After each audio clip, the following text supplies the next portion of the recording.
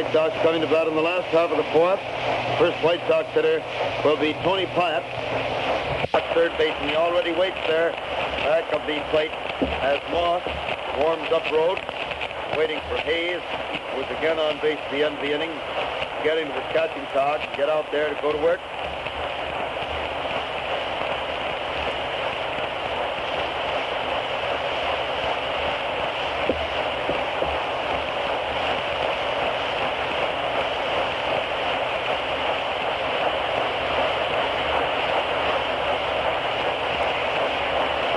Throws the ball out there to second base.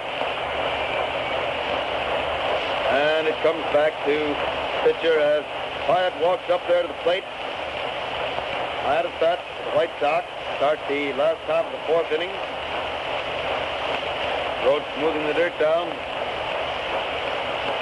front of the mound, walks back, smooths it down in front of the slab. Turns around, gets his sign. He's winding up.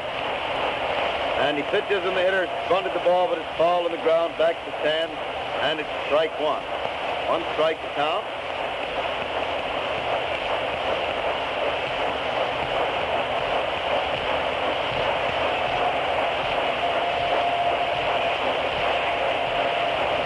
One strike, but he throws again, and it's the ball inside across the waist.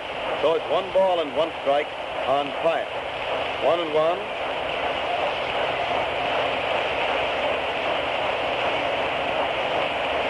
There comes ball 2, a curveball outside, and it's 2 balls and 1 strike on Pyatt. 1-1.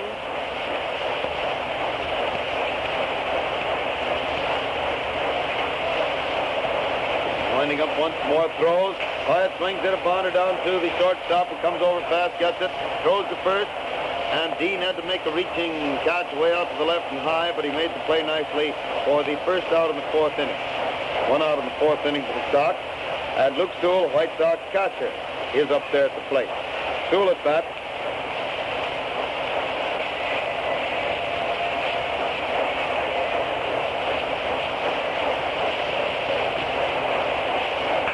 The hitter swings, and it's a line drive right out to the shortstop, who manages to scoop it up off the top of the dirt just before it hit the ground.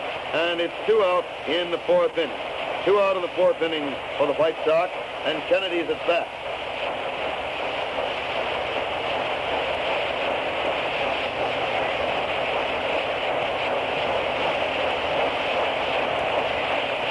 Out in the fourth inning.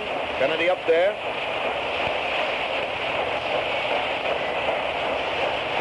Starts to wind up.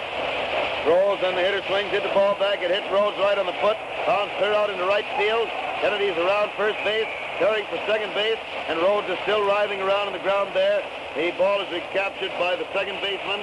Rhodes gets up, and it's limping around in the infield. Time is called. That was a line smash that either hit his foot or his shin, and it felled him like a blow from a club. He reaches down and rubs his ankle. The ankle and the shin bone just above the foot. Now Kennedy gets his jacket on, goes over to see him. And it goes the 2-base hit, of course.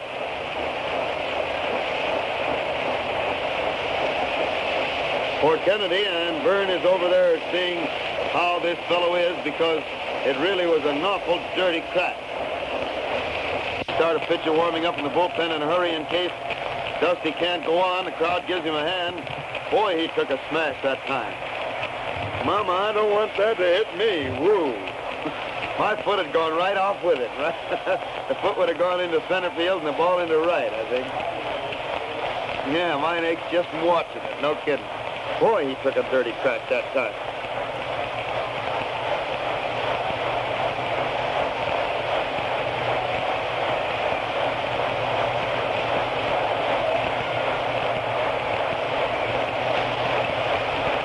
Rhodes is throwing a couple down there to make sure he's all right and able to continue.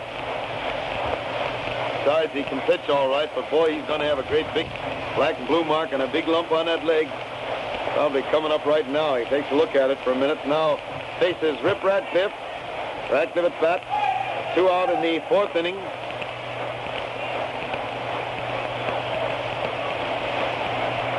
Coach stands there rubbing up the ball, getting ready to pitch the first one to the Ripper. Let's look back at second base. And throws, and Radcliffe takes a good strike over the heart of the plate just above the knee. One strike on Radcliffe.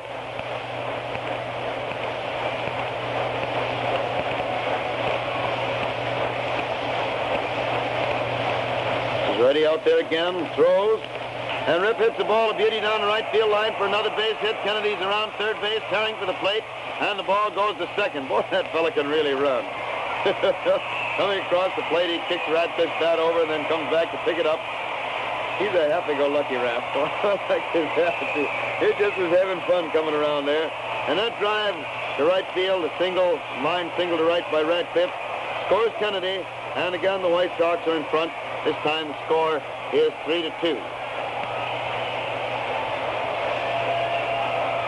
Throws the first one, and Krivitz takes a ball over the plate, but too low. One ball called.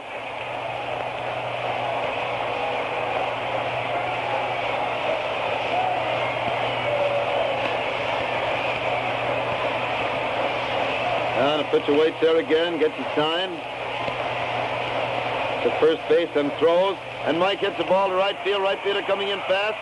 The ball drops in front of him for another base hit. Radcliffe is staring for third base. And he slides in just under the... No, they got him at third. Radcliffe, for some reason, slowed up at second. And then when he broke into his stride again, he'd lost just enough time to be caught at third base. Krivitz's third hit was a looping single to right.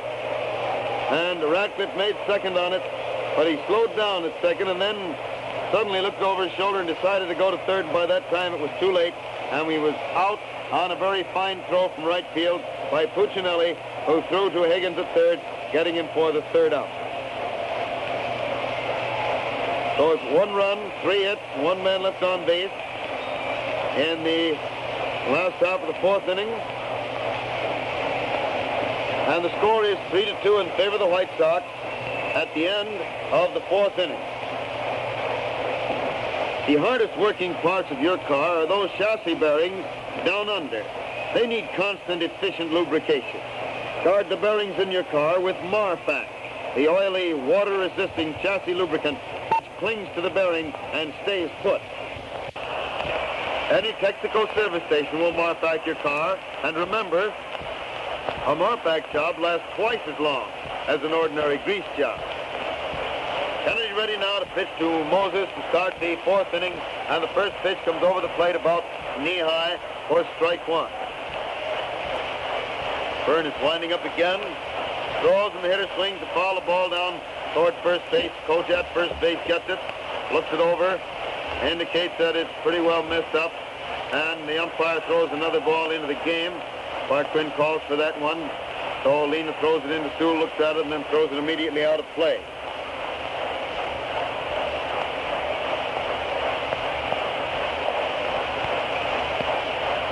Two strikes now.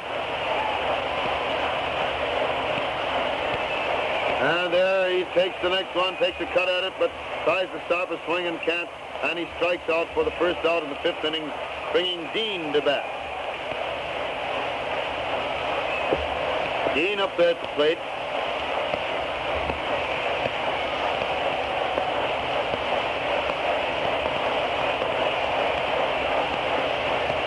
First pitch to Dean is a bad ball for ball one. Wide one ball on Dean.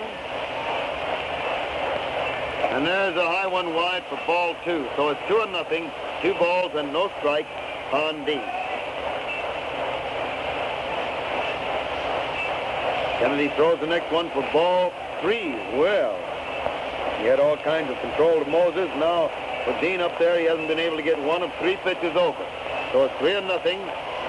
Byrne pitches again for, well, it's called ball 4, and so he gets a base on ball.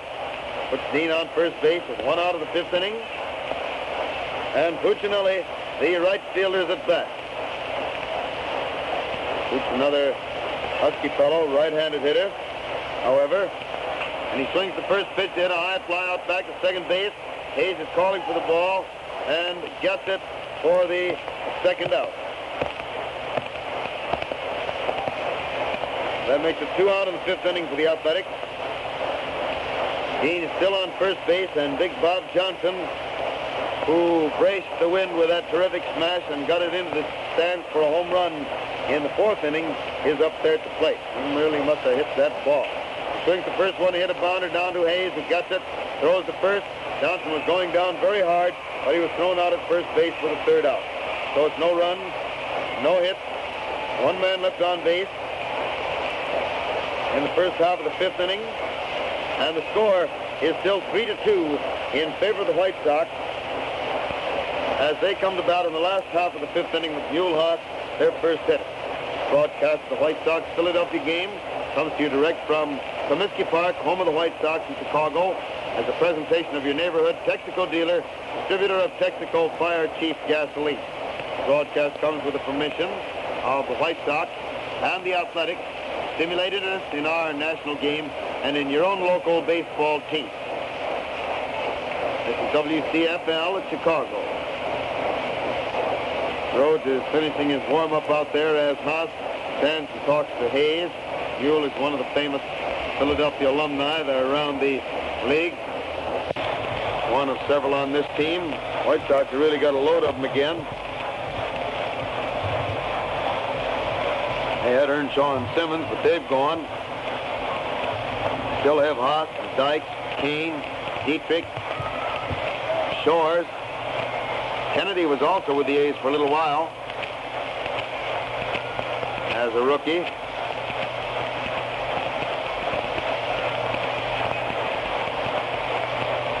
So is Radcliffe. Guess that's about all low. I don't notice any others. Well, we're ready to go. The pitcher starts to wind up throws, and it's a strike over the inside corner about knee high. 1 strike on Haas.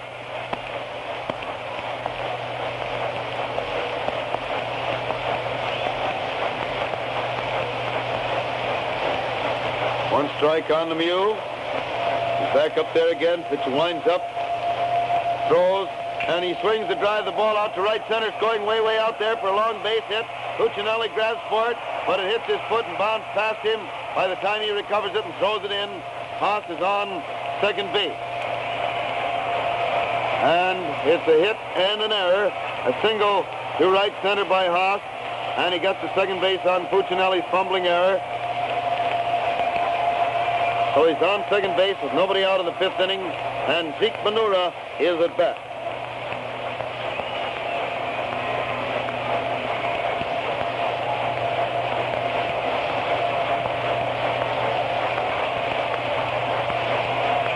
Pitcher watches second base and throws, and the hitter takes it inside across the waist for ball 1. 1 ball called.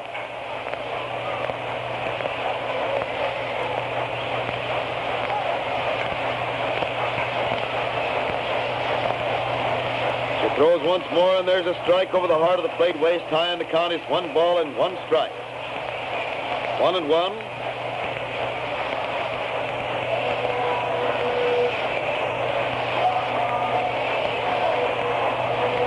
Throws again, and the hitter takes a wide one across the knees for ball 2. The count is 2 balls and 1 strike.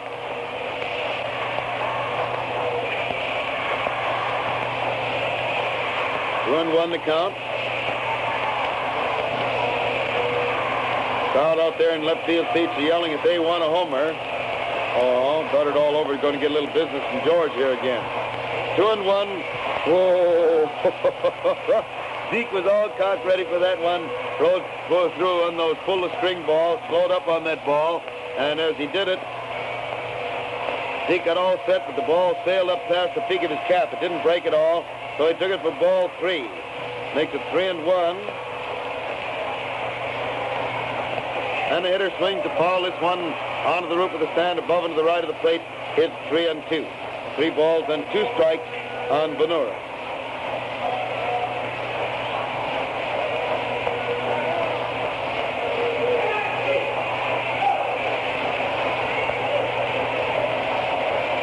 Three and 2 the count. It's ready once more. Throws, and it's ball 4, wide and low. And it's a base on balls for Benura. The White Sox have runners on first and second, with nobody out in the 5th inning. Luke Appling is at bat. Luke Appling, the White Sox shortstop, Up there at the plate. Duke might try to bunt, but they don't expect him to. The infield isn't playing for it. Oh, that hits to right as much as he does, and really hits with runners in this position. No, he reaches around to bunt, punts the ball toward third base. Higgins comes in fast, gets it, and throws to first, and Dean makes a beautiful play, reaching around behind Appling to get that ball just in the nick of time, because Higgins was playing pretty deep and just barely got him, but it took a very nice play by Dean to make it possible. So it's 1 out in the 5th inning for the White Sox, and now they have runners on second and third with Jackie Hayes at bat.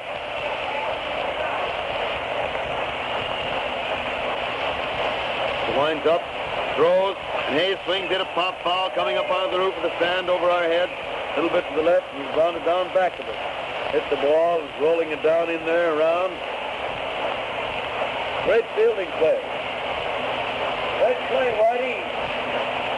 Whitey caught that ball while it was rolling down there in that slanting roof. And there's the next one inside and low for ball 1. So it's 1 ball and 1 strike on Hayes. 1-1 the count. This infield again is right in on the edge of the grass, as the White Sox infield was a little while ago. Playing to cut off any further run at the plate if possible. Again, the pitcher starts to wind up throws.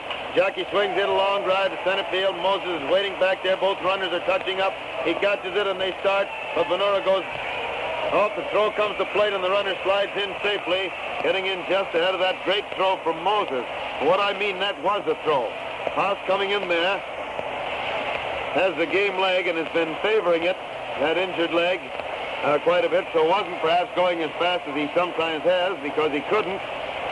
And Moses made a great throw to the plate, and Haas had to just barely slide in under it to get into the plate with the run that puts the White Sox ahead 4-2. Now Tony Pyatt is at bat. Pyatt up there at the plate. Rhodes throws the first one, and Tony takes a good strike over the heart of the plate about waist high. 1 strike on Pyatt.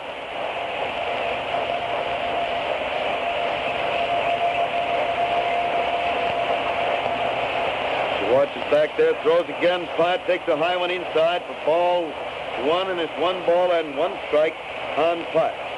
Venura's on second base, 2 out, 1 run home in the 5th inning, and the score is 4-2 in favor of the White Sox over the Athletics. Tony swings again to miss a fastball for strike 2, and it's 1 ball and 2 strikes on Tony. 1-2.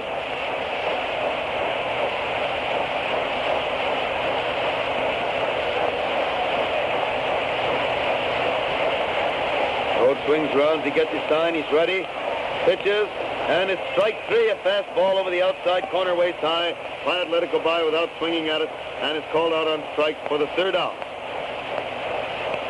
3rd out in the 5th inning. It's 1 run, 1 hit, 1 error, and 1 man left on base. Well, the 4 aces pop up, Georgie. Rolled 4 aces. And the score at the end of the 5th inning, the White Sox are leading the Athletics 4-2. Now, once again, for just a moment, we return to the studio. Way to definitely settle baseball post-mortem. Technical Baseball Scorebook and play-by-play record. Hal Totten has set up in easily understandable fashion his own system of play-by-play scoring, which he has developed over a period of years. By following these printed instructions and any additional data which he will give you over the air, you can your own records. You can then too. Texaco has gathered together in the book lots of other interesting baseball data, photographs of both teams, nicknames, ages, averages of the players, schedules of all major league games. In fact, the 1936 Texaco Baseball Scorebook is something you'll want to keep. Here's how you can get your copy absolutely free. Just go to any Texaco service station and ask for a request card. Then write your name and address on the card, stamp it, and put it in the mail. Remember, there's nothing to buy. Just send in your request card, and the sooner you get your book, the sooner you too will be able to score these games just like Hal Totten does. Now back to Comiskey Park for the continuation of the baseball broadcast, brought to you by permission of the Chicago White Sox and the Philadelphia Athletics to stimulate interest in our national game and in your own local team. Okay, Hal. Back at the ballpark for the 6th inning. Higgins at bat for the Athletics. Count of 1 ball and 2 strikes. Kennedy throws. Higgins hits the ball out into right field for a base hit. Hayes has got a good start on the ball, but it was through too fast for him. and it's Pinky's second hit besides a walk this afternoon. So it puts Higgins on first base with nobody out in the sixth inning for the Athletics, and Frank Hayes, the A's catcher, is at bat.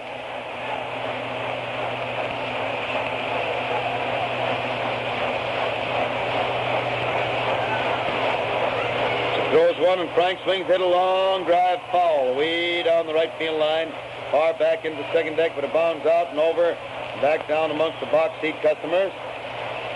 And it's one strike on Hayes. Hits the next one, a terrific smash to center field. Peevish comes over and ranges back, make the catch nicely. Oh, he had to be very, very quick in his judgment on that one, because that ball was hit hard. And he ranged over to toward left or right center, and then ranged back a little and made the guess just exactly right. So it's one out in the sixth inning for the Athletics. Higgins is still on first base, and Lamar Newsom, the shortstop at bat, takes the first pitch for a strike over the heart of the plate about waist high.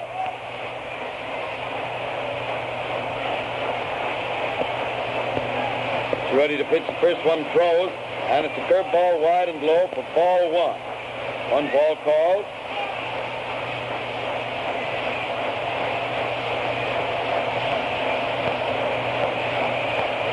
Then the pitcher seems ready, turns and throws to first. The runner's back there in time, though.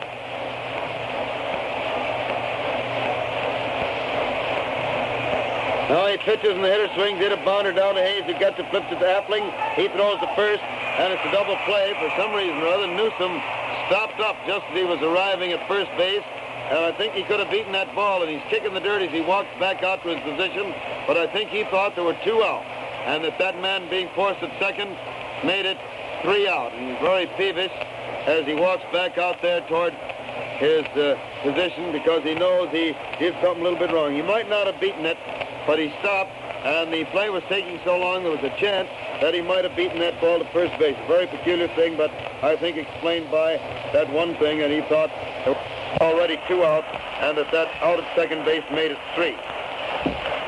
So it's no runs, 1 hit in the sixth inning for the Athletics. Score remains 4-2 in favor of the White Sox.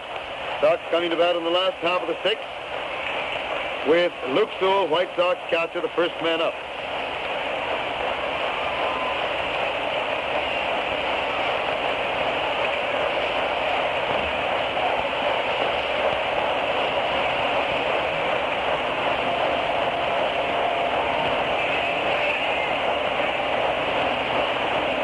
And it's finished down there. The pitcher has the ball again, walks slowly back onto the mound.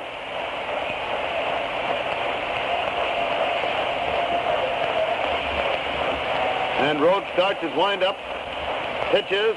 Sewell takes the curveball inside and low for ball 1. 1 ball called. Rhodes waits there again, seems to have the sign. He's winding up. Throws, and the hitter swings in a high fly to right field. Right fielder ranging over toward the foul line easily. And he misjudged the ball. I lost it in the sun, and it drops out there for a base hit. And Sewell comes into second base, the throw bounding along and hitting him in the leg as he arrived. Puccinelli started over, jogging over, watching for the ball. And then suddenly, the last instant, the wind caught it and blew it away from him, and it landed well out of reach and inside the foul line also for a 2-base hit. Sort of a wind and sun double, you might say.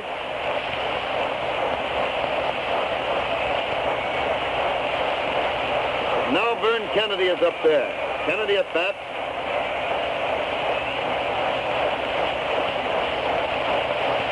And he reaches out, bunts the first one toward first base. The pitcher, Rhodes, comes over, gets it, throws the ball right into the runner. But again, Dean made a nice play. Doggone, that Dean really looks awful good on those kind of plays, which we've heard many first basemen say is the toughest play that they can make. And that is the ball thrown right into the runner. And 3 times, the last 3 times today and once yesterday, Dean made those plays. Now the infield comes in close again, but all but Dean playing right in close. Dean is back a little as Radcliffe steps up there, and the first pitch is wide and low for ball 1.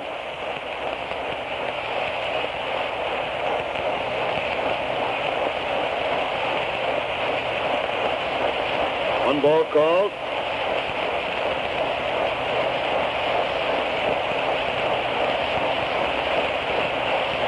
It's ready again. Throws. And the hitter hits the ball out to the left. The shortstop goes far to his right and gets it and makes the throw to first in time to get Radcliffe. Britt swung. Start driving that ball toward left field, but Newsom shifted very fast. Go back and get it and throw to first to get his man. So now with 2 out, the infield moves back to normal position. And Mike Krivich comes to bat with Sewell still on third base. Score 4-2 in favor of the White Sox. So watches third base and pitches, and it's a strike over the outside corner about knee high. 1 strike to count.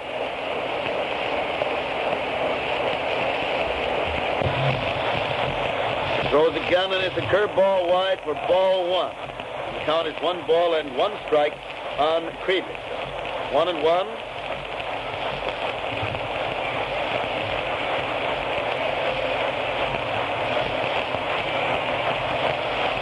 Ready once more, throws, and Krivich started to swing, stopped in time to have it called ball 2. It curved wide, and so it's 2 balls and 1 strike on Krivich.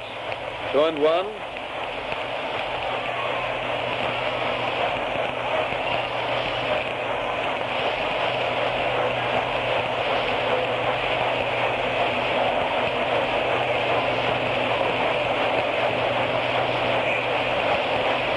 Pitcher has his sign again.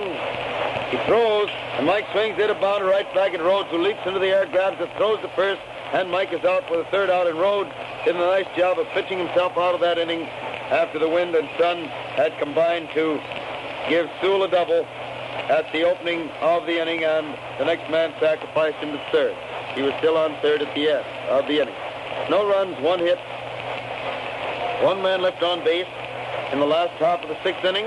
And at the end of the 6th, the White Sox lead the Athletics 4-2. Now again for up-to-the-minute scores and complete batteries from other cities, we return to the studio. In the National League in New York, the Chicago Cubs lost the game to the Giants today by a score of 3-1. The Giants had 3 runs, 6 hits, and 1 error. To the Cubs, 1 run, 7 hits, and 1 error. Davis and Hartnett opened for the Cubs, with Henshaw hurling in the 6th and Warneke on the mound in the 7th. Hubble and Mancuso went the entire route for the winning Giants. In Brooklyn, the St. Louis Cardinals are leading the Dodgers at the end of the first half of the 9th inning by a score of 7-0. Winford and Ogrodowski working for the Cards. Frankhouse and Berries opening for the Dodgers, with Phelps catching in the 7th, Clark on the mound in the 9th. In Boston, the Pittsburgh Pirates and the Bees are tied 3-all at the end of the 10th inning. Blanton and Padden working for the Pirates to open, with Brown on the mound in the 5th. Bush and Lopez, the battery for the Bees, to start, with Cantwell hurling in the 6th. The first game of the doubleheader in Philadelphia between the Phils and the Cincinnati Reds was taken by the Reds 5-0. In the second game, the score is tied at the end of the first half of the 4th inning, 3-all. Hollingsworth and Campbell, the Red battery, the Phillies using Finge and Wilson. In the American League, in Cleveland, the Indians lead the Washington Senators at the end of the 4th inning, 7-6. DeJong and Millie's working for the Senators, with Cascarella in the 4th. Bleholder and Pitlack, the opening battery for the Indians, Hudlin on the mound in the 3rd, and Brown pitching in the 4th. In St. Louis, the Red Sox are leading the Browns at the end of the first inning, 1-0. The Farrells, the battery for the Red Sox, Thomas and Giuliani working for the Browns.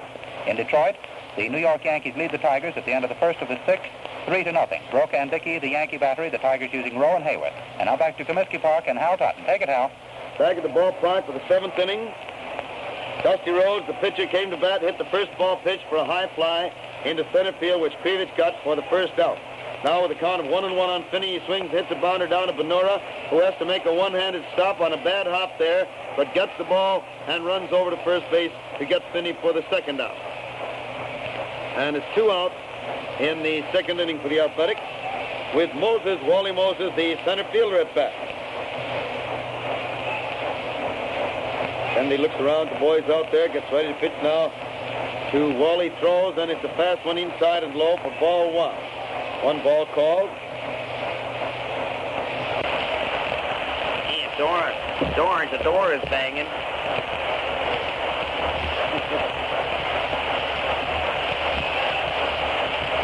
Kennedy throws again. The hitter, it's a line drive to left field, and Radcliffe chasing it, but it goes over his head, bounds against the wall. Rip gets it.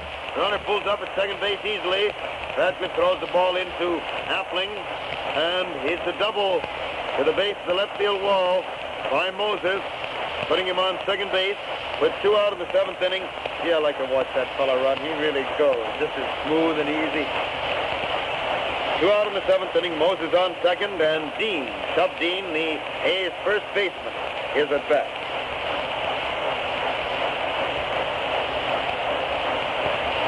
Kennedy looks around, gets ready to pitch the first one to Shub.